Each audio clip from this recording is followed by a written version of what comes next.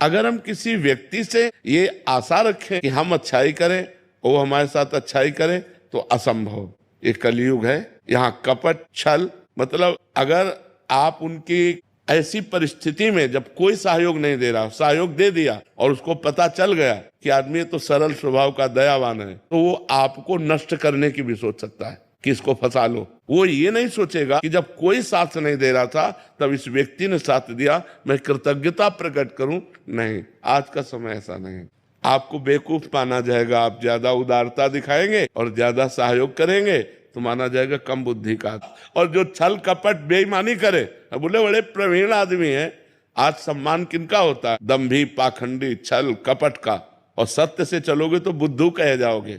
दूसरे को जरूरत पड़ी, अपनी जेब से निकाल के दे दिया। दूसरा भूखा है, अपना भोजन दे। इसको भगवान आदर देते हैं। तो हम जब जिसको भगवान आदर देते हैं उसका कोई अनादर नहीं कर सकता, वो आगे चलकर प्रकाशित हो जाएगा। इसलिए आप भगवान से जुड़ो, इंसान की सेवा करो भगवत भाव से, बदले में उससे मत चाहो, तो आपकी अच्छाई आपको भगवान तक पहुंचा देगी। पर जी हम क्या चाहते हैं कि भी हमने अच्छा किया तो अच्छे का परिणाम तत्काल अच्छा मिले, बट महाराज जी ये तो पक्का है ना कि बाद में मिलेगा हमें? पक्का 1000% पक्का मिलेगा। जब बुरे कर्म का फल मिलता है तो अच्छाई का फल क्यों नहीं मिलेगा?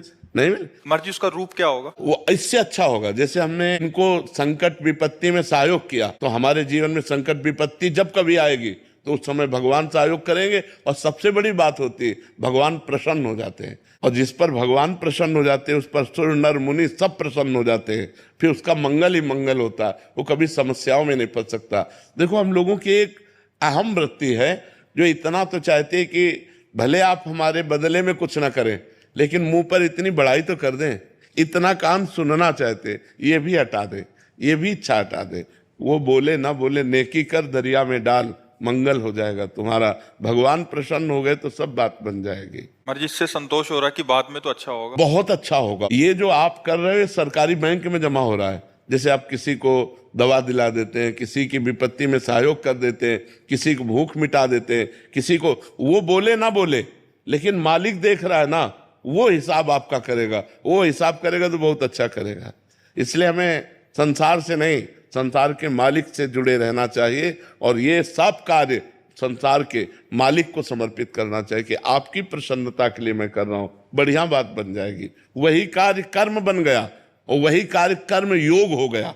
जो भगवान को समर्पित कर दिया गया वो कर्म योग हो। कर्म योग भगवान की प्राप्ति कराता है। और जिसको भगवान मिल गए तो फिर क्या दुर्लभ रह गया, सब आनंद मिल जाते हैं।